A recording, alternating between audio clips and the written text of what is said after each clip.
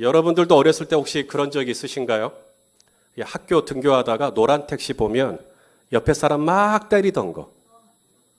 노란 택시는 5대, 빨간 택시는 3대, 흰 택시는 1대, 검정 택시는 10대. 그런 법칙이 있었어요. 나도 등교하다가 택시 보고 색깔 보고 옆에 사람 때려본 그렇게 순전하고 황홀하고 아름다웠던 때가 있었다. 나도 그런 추억이 있다 하시는 분 손 한번 좀 들어주십시오. 예. 예, 몇 분 있으시네요. 예. 그래서 노란 택시 하루에 3번 이상 보면, 그날은 수지 맞은 거고요. 똥차 보면, 이제 배려버린 겁니다. 예. 그렇게 생각했던 때가 있었어요. 여러분, 차를 탈 때 색깔 보고 타시는 분 계신가요? 나 저 색깔이 마음에 들어. 그래서 나는 그 차를 타겠어. 이번에 병원에 이제 통원 치료 받으려고 택시를 좀 이용했습니다. 카카오 택시? 그걸 이용하니까 아주 편하고 좋더라고요. 그런데 그 카카오 택시 옵션에 색깔을 지정하는 건 없더라고요. 버스를 탈 때 여러분 버스의 크기나 버스의 그 탑승한 승객들의 숫자나 버스의 연식이나 버스가 가지고 있는 시설 내부 인테리어나 뭐 이런 거 따져가면서 버스 타시는 분 계실까요? 택시를 타든 버스를 타든 가장 중요한 것은 사이즈나 탑승객 숫자가 아니라 이 택시가, 이 버스가 내가 원하는 목적지에 안전하게 발에달 줄 수 있느냐 없느냐. 그게 가장 중요하겠죠. 지금 저희는 계속 비전 시리즈를 나누고 있어요. 비전 시리즈가 뭐냐고요? 일종의 노선입니다. 저희 열린 배들 버스가 어느 노선으로 가고 있는지를 여러분에게 공개하는 겁니다. 이 노선을 들으시고 그 노선이 여러분의 노선과 맞으면 올라타시면 되고요. 뭔가 이 노선이 나랑은 좀 안 맞는 것 같다 하시면 언제든지 이 버스에서 내리시면 됩니다. 지금까지 3가지 노선을 말씀드렸습니다. 저희 교회는 예배하는 교회로 갑니다. 그리고 기도하는 교회로 갑니다. 그리고 묵상하는 교회로 갑니다. 그리고 오늘은 또 하나의 노선을 소개합니다. 바로 모이는 교회입니다. 목장으로, 소그룹으로 모이는 교회가 저희 교회가 지향하는 노선입니다. 왜 저희 교회가 그토록 소그룹을 강조할까? 왜 그렇게 목장으로 모이는 걸 강조할까? 그게 성경적이기 때문에 그렇습니다. 성경에서 성도들이 어떻게 모였는가를 좀 보죠. 오늘 우리가 읽은 본문에 46절 우리 한번 읽어보겠습니다. 시작. 날마다 마음을 같이하여 성전에 모이기를 힘쓰고. 오늘 성전에 모이셨죠? 초대교회 성도들도 교회에 모였어요. 성전에 모였어요. 이건 대그룹입니다. 지금 엄청 모이셨잖아요. 대그룹입니다. 근데 대그룹으로만 모인 것이 아니라 그 다음에 초대교회 성도들이 어디로 갔다 그래요? 집으로 갑니다. 집으로 가서 역시 모임을 이어갑니다. 또 다른 모임을 이어가죠. 집에서 서로 떡을 떼고 음식도 먹고 교제합니다. 이게 초대교회의 교회의 생명력이었어요. 아시는 것처럼 초대교회 때는 신앙생활 하기가 편했습니까? 어려웠습니까? 굉장히 어려웠거든요. 헤롯의 핍박이 있었고, 사울이라고 하는 청년은 스데반 집사를 돌로 쳐 죽였고, 야고보 사도는 헤롯에 의하여 목배임을 당했고, 베드로 사도 또한 감옥에 갇혔고, 예수님의 옛자만 얘기하면 공회에 불려가는 그런 살벌한 시대였습니다. 그래서 히브리서 말씀을 보니까 초대교회 성도들 어떤 이들은 조롱과 채찍질 뿐 아니라 결박과 옥에 갇히는 시련도 받았고, 돌로 치는 것, 톱으로 켜는 것, 시험과 칼로 죽임을 당하고, 양과 염소의 가죽을 입고, 옷이 없으니까요, 유리하며 궁핍과 환난과 학대를 받았다. 이유는 하나입니다. 예수님 믿는다는 이유 하나 때문에. 범죄를 저질러서가 아니라 예수님을 믿는 이 믿음을 지키기 위해 기꺼이 이 수고를 감당하는 것입니다. 이렇게 핍박이 심하니까, 이렇게 큰 박해가 있으니까 당연히 성도들이 교회에 모이기를 어려워하죠. 교회에 모이면 핍박을 당하니까요. 그래서 사도행전 8장 1절에 보니까 우리 한번 읽어볼까요? 시작. 사울은 그가 죽임당함을 마땅히 여기더라. 그날에 예루살렘에 있는 교회에 큰 박해가 있어 사도 외에는 다 유대와 사마리아 모든 땅으로 흩어지니라. 몇 명만 남았다고요? 사도요. 사도가 몇 명인데요? 12명이요. 12명 남고 다 흩어졌다 이 말입니다. 흩어졌으니 흩어진 분들이 대그룹을 이룰 수는 없겠죠. 흩어진 분들끼리 소수로 모여서 신앙생활을 이어갔을 겁니다. 아니나 다를까 초대교회 당시에 이 교회가 어디에 있었는가 봤더니 초대교회는 건물이 따로 있지 않았어요. 건물이 따로 있으면 눈에 띄니까요. 그래서 어떻게 했는가? 집에서 모였습니다. 그래서 집이 교회였어요. 초대교회는 교회가 어디에 있었다고요? 집에 있었다니까요. 아굴라와 브리스글라 집에 있습니다. 자, 한번 로마서 16장 3절에서 5절 시작. 너희는 그리스도 예수 안에서 나의 동역자들인 브리스가와 아굴라에게 문안하라. 또 저의 집에 있는 교회에도 문안하라. 고린도서 16장에 보면 한 번 더 브리스가와 아굴라의 집에 있는 교회가 집에 있습니다. 골로새서 4장 15절에 라오디게아에 있는 형제들과 눈바라고 하는 자매가 있어요. 눈바와 그 여자의 집에 있는 교회에 문안하고. 하나 더 볼까요? 빌레몬서 1장 2절에 자매 아비아와 우리와 함께 병사된 아키뽀. 그 다음 뭐라고 되어 있어요? 네 집에 있는, 빌레몬이죠. 네 집에 있는 교회에 편지하노니. 교회가 다 어디 있어요? 집에 있습니다. 교회와 집이 분리되지 않습니다. 교회가 집이고 집이 교회고, 집에서 모이는 교회, 대그룹일 수 없겠죠. 소그룹으로 모이는 겁니다. 카타콤 들어보셨습니까? 로마 시내 밑에 있는 이 카타콤, 지하 공동묘지입니다. 로마 사람들은 죽은 시체를 부정하게 생각하니까 당연히 공동묘지 안으로 안 들어가겠죠. 하지만 초대교회 성도들에게는 이 로마의 핍박을 피할 수 있는 가장 안전한 곳이 지하묘지였습니다. 그래서 카타콤에 모이는 거죠. 거기다가 굴을 파고 거기서 생활을 하는 겁니다. 3명, 5명. 제가 지난해에 성지순례를 갔었죠. 데린쿠유, 갑바도기아, 터키의 갑바도기아에 가면 데린쿠유라고 하는 지하 도시가 있습니다. 여기에 바로 1세기부터 3세기까지 300년 동안 초대교회 성도들이 바로 이 지하 도시에서 생활했습니다. 이게 몇 층까지 있는지는 모르겠지만 공개된 층은 8층까지만 공개되어 있습니다. 아마 그 이하도 있다는 얘기죠. 거리만 이게 85m, 이 깊이만 85m, 거리는 2km가 넘고요. 거기에 약 1만여 명이 살았을 거다라고 추정을 합니다. 이분들이 그 땅속 깊이 들어가서 조그마한 구멍을 뚫고 거기서 모여서 예배를 드리고, 거기서 모여서 성찬식을 하고, 거기서 모여서 세례식을 하고, 거기서 모여서 말씀을 보고, 이게 초대교회였어요. 대형교회는 불가능합니다. 지금처럼 이렇게 모였다가는 큰일 납니다. 그래서 조그마한 방에서 3355 모여서 거기서 교회의 생명력을, 명맥을 유지해 갔던 겁니다. 오늘날 21세기를 살고 있는 우리에게까지 이 교회라고 하는 이 공동체가 주어질 수 있었던 그 비밀이 어디에 있는가? 소그룹에 있었습니다. 교회가 소그룹으로 흩어지지 않았다면 교회는 역사 속에 사라졌을지도 모릅니다. 교회는 3명이서 모여서, 4명이서 모여서, 5명이서 모여서 그 아래서 함께 교제하고 서로 사랑과 선행을 격려하는 가운데 교회가 교회될 수 있었던 역사적인 전통이 이어갈 수 있었던 거죠. 교회의 생명력은 대그룹에 있지 않습니다. 교회의 생명력은 2-3 사람이 예수님의 이름으로 모인 그곳에, 2-3 사람이 예수님으로 이름 모인 바로 그 소그룹에 교회의 생명이 있다라고 말씀합니다. 예수님도 공생의 기간 동안 제자를 삼으셨죠? 몇 명 삼으셨죠?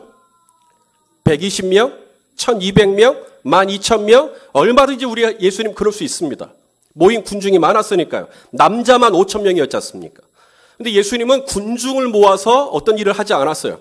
예수님은 공생의 3년 기간 동안 집중하신 게 뭐였죠? 소그룹 12명이었습니다. 왜요? 교회의 생명력은 12명에게 있기 때문에 그래요. 오늘날 사회학자들이 밝힌 게 뭐냐면 그룹 안에서 서로 상호작용, 얼굴과 얼굴을 보고 마이크가 필요 없이 서로의 의사를 정확하게 전달받을 수 있는 상호작용이 클리어하게 될 수 있는 그룹의 숫자가 3명에서 12명이라고. 12명 이상 넘어가면 마이크 써야 되고요. 12명 이상 넘어가면 누군가가 대화에서 소외되는 사람이 발생하고 12명 이하가 가장 좋다. 저희 교회는 지나간 14년째 목장으로 모이는 교회를 지향해 왔습니다. 이것이 저희 교회 버스의 노선입니다. 하지만 가장 큰 문제는 저희 교회의 이 목장이 소그룹이 아닙니다. 대그룹입니다. 소그룹을 지향하는데 소그룹이 별로 없어요. 한 목장에 작년만 48명, 54명, 작년만요. 그러니 자녀들까지 합치면 80명이 훌쩍 넘어가 버립니다. 그게 무슨 소그룹입니까? 12명이 넘어가 버렸는데. 그러니 많은 문제를 안고 있을 수밖에 없는 게 현재까지의 저희 교회 목장 구조였습니다. 만병의 근원이 비만에 있죠. 맞죠? 예, 비만은 만병의 근원입니다. 제가 비만이기 때문에 잘 알아요. 비만해서부터 이제 혈압이 올라가고요. 비만하니까 당뇨가 오고요. 비만하니까 고지혈증 뭐 이런 것도 생깁니다. 비만하니까 뛸 수가 있나요? 관절이 아파요. 그 고통을 아실까요? 숙이는 것도 얼마나 힘든데요. 신발끈 풀리면 정말 곤욕입니다.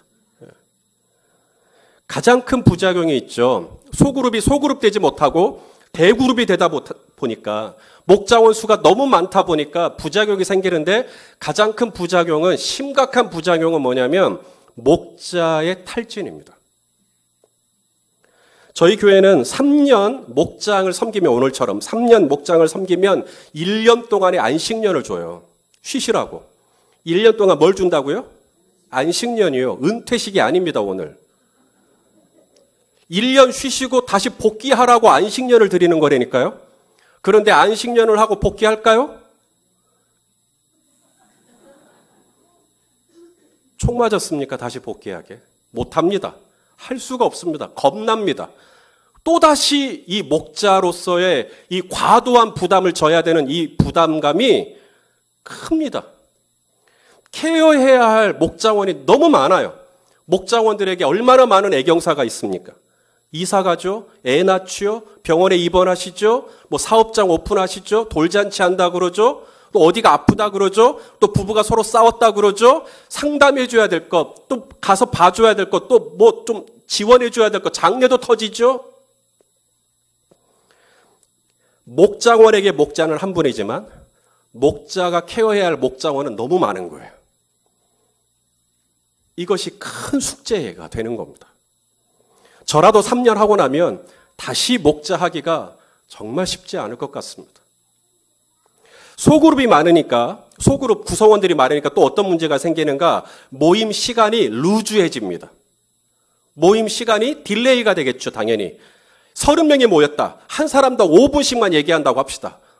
그러면 30명이 이야기하면 몇 분이 되겠어요? 2시간이 훌쩍 지나가 버립니다.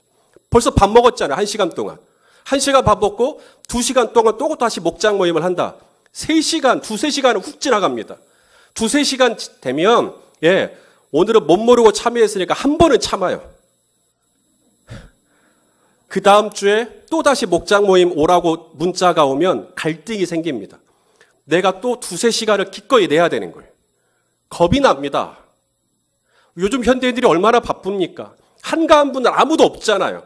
갈 데도 많고 할 일도 많고 시간이 이거 말고도 쓸 데가 많은데 목장 모임에 한 번 오려면 2시간, 3시간은 기본이니 겁이 나서 그 다음 모임을 참여하기가 쉽지가 않습니다.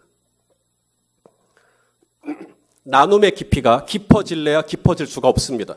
왜냐하면 저만 얘기하는 게 아니라 옆에 있는 분에게도 얘기할 수 있는 시간을 드려야 되기 때문에 제 얘기를 압축할 수밖에 없습니다.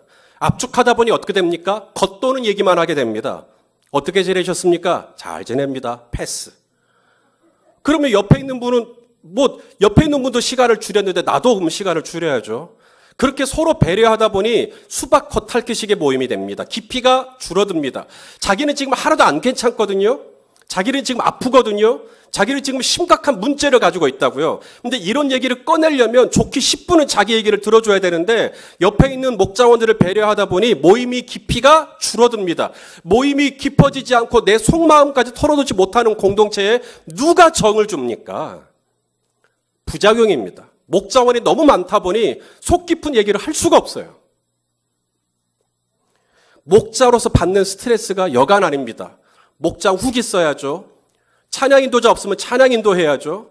사진도 찍어야죠. 교회 청소도 해야죠.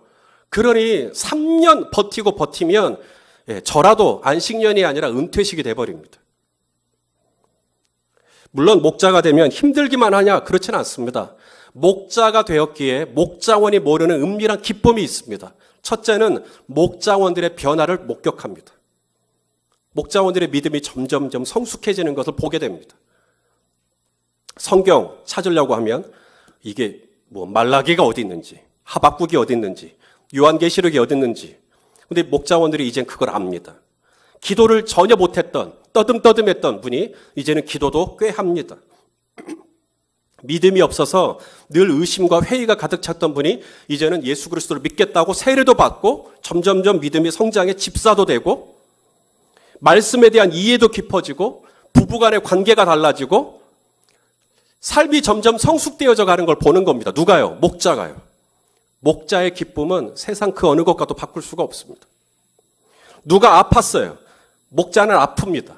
왜냐하면 목자원이 아프면 목자가 죄책감을 갖습니다. 내가 기도가 부족해서 우리 목자원 아이가 아프구나. 이런 마음을 제가 가지려고 가지란 게 아니라 목자가 되면 절로 그런 마음을 갖습니다. 우리 목자원 식구에게 뭔가 어려운 일이 생기면 목자는 내가 기도가 부족해서 그래. 내가 믿음이 부족해서 그래. 막 이런 생각을 합니다. 그러다가 이 목자원이 뭐가 낫잖아요. 병이 낫든지 문제가 해결되든지 이 세상 누구보다 목자가 가장 기뻐합니다. 왜요? 목자가 그걸 놓고 기도했거든요. 목자가 받는 보상 중에 하나입니다. 기도의 응답을 많이 체험합니다. 정말 풀리지 않을 것 같은 문제인데 목자가 그걸 놓고 목자원과 같은 심정으로 기도하다가 문제가 풀어지면 다른 목자원들은 그냥 기도 응답 됐나 보다. 목자는 뛸 듯이 기쁩니다. 내 문제 해결된 것보다 더 기쁩니다. 이게 목자의 영광이죠. 또 하나 목자를 하다 보니까 영적인 리더십이 발달합니다. 당연하죠. 조직을 이끌고 공동체를 이끄니까 리더십이 개발이 됩니다. 목자원들을 품고 기도하다가 목자의 믿음도 점점점 좋아집니다.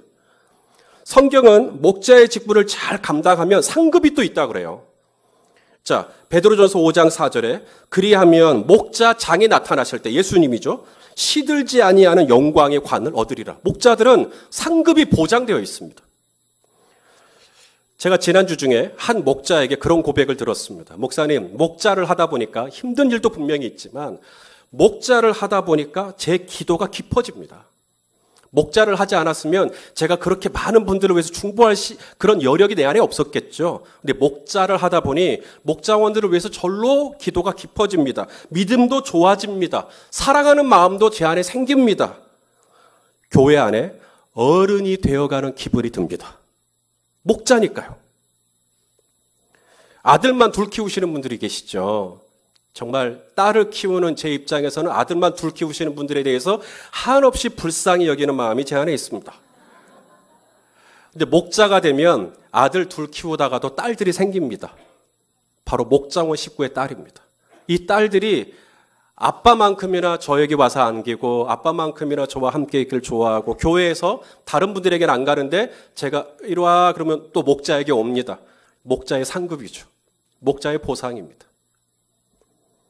그러나 이렇게 목자로서 누릴 수 있는 영광과 특권과 상급이 많다 해도 목자로서 져야 할 이 짐이 너무 과도합니다. 그 과도한 그 문제의 핵심에는 소그룹 구성원, 목장원들이 너무 많아요. 지난 목요일 우리 목자 목녀들과 함께 식사를 했습니다. 그 자리에서 우리가 함께 공감한 게 있어요. 이거 진짜 문제다. 이거 심각한 문제다. 함께 공감을 했어요. 뭐냐면 목장원들이 너무 많다. 이게 다 느끼는 문제였어요. 이 목장 수를 늘려야 된다. 목장 수를 늘리지 않으면 이 교회는 소그룹을 지향하는 교회인데 소그룹으로 갈 수 있는 이 활력을 잃어버릴 수 있다. 지금처럼 목장 수가 적으면 이 교회는 절대로 소그룹 모임은 활성화되지 못할 거다. 소그룹 살려보겠다고 이 교회가 세워졌는데 계속 대그룹이잖아, 대그룹. 그러니 소그룹이 없죠. 그러니 믿음이 약해질 수밖에 없죠. 심각한 문제구나. 우리 서로 다 공감했습니다. 성도 여러분, 가급적 12명이 넘지 않는 선으로 가급적 12명이 넘어가지 않는 선으로 소그룹을 많이 생길 수 있도록 하면 어떨까요? 그러기 위해서는 목자가 많아져야 됩니다. 목자를 많이 지원해 주셔야 돼요. 세례받은 지 적어도 3년 이상 되셨습니까? 목자 하십시오. 저희 교회 등록한 지 2년 이상 되신 재직입니까? 목자 하십시오. 목장 모임에 잘 참석하시고 7단계도 만일 하셨다면 제발 목자 하십시오. 이러한 조건들을 가지고 있을 때 기꺼이 목자로 지원해 주십시오. 목자원 많이 배정되지 않을 겁니다. 5명, 6명, 8명, 많아야 12명. 그러면 케어해야 할 숫자가 적으니 훨씬 더 부담도 줄겠죠. 전에는 목자의 조건 중에 하나가 남성이었습니다. 제가 남성 중심의 목회를 한다고 해가지고 남자분들 아니면 목자로 안 세웠어요. 그런데 이 목장 수를 늘리려고 한다면 지금처럼 대그룹이 아니라 진짜 소그룹을 주려고 한다면 남성만 목자를 해야 된다는 저의 목회적인 고집을 내려놔야겠더라고요. 그래서 내려놨습니다. 이번에는 남성이라는 조건 걸지 않겠습니다. 여성분들도 목자를 할 수 있도록 하겠습니다. 그러므로 더 이상 목녀라는 이름은 쓰지 않겠습니다. 마지막 목녀들. 이제 목녀는 없습니다, 이 교회. 이제는 누가 있느냐? 목자가 있고 목자를 도울 총무 같은 역할이죠. 부목자가 있습니다. 목자와 부목자, 이 두 체제로 가겠습니다.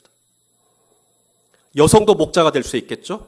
그리고 그분을 도울 부목자를 잘 세워서 함께 연합하여 목장을 꾸려가시면 됩니다. 오늘 들어올 때 여러분 설문지 같은 거 하나 받았을 거예요. 받으셨나요? 주보 안에 다 들어가 있습니다. 금년부터 새롭게 목장을 편성합니다. 파격적으로 편성합니다. 여러분이 선택하시면 돼요. 나는 남편과 함께, 아내와 함께 부부 중심의 목장이 좋았어. 나는 부부 중심으로 모일래. 그러면 거기다 체크하시면 되고요. 나는 비록 부부지만 나는 남성끼리, 나는 여성끼리 따로 모여서 거기서 깊이 있는 얘기를 좀 나눌래. 그러면 거기다가 체크하시면 됩니다. 부부임에도 불구하고 남성과 여성으로 나누어지는 가정을 보면서 저 부부 뭐가 문제 있는 거 아니야? 라는 시선으로 보시면 안 됩니다. 자기 안에 깊이 있는 이야기를 나누기 위해서 얼마든지 그렇게 선택할 수 있죠. 저희 교회도 어느덧 남편이나 아내 없이, 그러니까 남편은 아직 신앙을 갖지 않은 거예요. 남편은 아직 믿음이 없거나 아니면 남편이 어떤 믿음이 약간 좀 시리에 빠져서 지금 집사라는 직분을 받고 있지만 교회에 나오지 않는, 부인만 홀로 신앙생활하는, 또 남편만 홀로 신앙생활하시는 분들도 있고요. 이런 분들을 조사를 해보니까 120여 분이 넘어갑니다. 이런 분들이 목장으로 들어가잖아요. 다 부부끼리 앉아 있는데 나 홀로 남성이에요.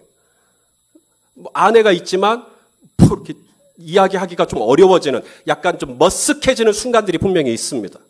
그러다 보니 이제 편하게 선택하시면 됩니다. 남성끼리 모이겠다, 여성끼리 모이겠다. 본인이 남성인데 나는 여성으로 모이겠다라고 하시면 안 됩니다. 네, 그렇게 그러려고 했구나, 박본동 집사님. 절대 제가 속을 다 알아요. 그러시면 안 되고, 남성은 남성끼리, 여성은 여성끼리, 또 부부 중심으로 하시를 원하시는 분은 그렇게 표시하시면 됩니다. 오늘 두 분이 상의하시고 표시하셔도 되고요. 나는 한 주간 동안 또 고민 좀 해봐야겠다. 다음 주에 한 번 더 나눠드릴게요. 그럼 다음 주에 체크하셔서 내시면 목장 편성위원회에서 정말 기도하면서 이 목장 편성을 하도록 그렇게 하겠습니다. 목자의 부담을 줄여드리겠습니다. 목자의 부담을 줄여드리는 최고가 후기입니다. 후기에 대한 부담을 줄여드리면 됩니다. 최소한의 양식으로만 올리십시오. 지금처럼 너무 이렇게 장황하게 올릴 필요 없습니다. 언제 모였는지, 어디서 모였는지, 누가 모였는지, 그리고 무슨 이야기 나누셨는지 올리시면 됩니다. 일절 음식 사진 올리지 마십시오. 뭐 먹었는지 하나도 궁금하지 않습니다. 음식 사진 예쁘게 찍으려고 보정도 하지 마십시오. 아예 찍지도 마십시오. 그리고 누가 나왔는지 개인 사진 찍지 마십시오. 그러면 사진을 맡은 분은 계속 사진만 찍고 다니고 있어요. 목장 모임을 못해요. 사진 찍지 마시고. 그럼 사진은 뭐만 찍느냐? 단체 사진만 찍습니다. 단체 사진만. 이제는 모든 목장 후기에 사진만 딱 한 장 올라갑니다. 단체 사진만. 그러면 사진을 맡은 분도 그거 한 장만 찍으면 되니까 문제가 없죠. 식당 봉사나 청소할 때 목장이 이제 쪼개지기 때문에 어떻게 한 목장이 다 감당할 수 없겠잖아요. 3개 목장, 4개 목장, 목장이 많이 생기면 5개 목장까지 서로 모아서 청소도 하고 주방 봉사도 하고 할 수 있도록 부담을 덜어드리겠습니다. 오늘 목장편성위원회가 임명됐어요. 전임 사역자 2분, 장로님 1분, 안식년에 들어가시는 목자 목녀들입니다. 향후 목장편성위원회가 잘 짤 수 있도록 오늘 설문지에 여러분 체크를 좀 해서 내주시면 감사하겠습니다. 이제 목자의 안식년 제도는 없습니다. 다만 언제든 쉼이 필요하면 쉴 수 있도록 해드리겠습니다. 쉴 수 있도록 한다 그랬지 은퇴를 한단 말은 안 했습니다. 1년 쉬시고 다시 복귀하시는 조건으로 쉴 수 있도록 하겠습니다. 왜냐하면 저희 교회는 소그룹을 지향하는데 여러분이 목자를 하지 않으면 이 교회는 또다시 대그룹이 돼버립니다. 만일에 이런 일은 없기를 바라지만 전쟁이라도 났다 그러면 저희가 어디서 교회의 생명력을 유지받을 수 있겠습니까? 결국은 목장입니다. 항존직 여러분, 장로님, 권사님, 안수집사님, 항존직들이 리더가 되어주시면 정말 좋겠습니다. 서리집사님, 돼주십시오.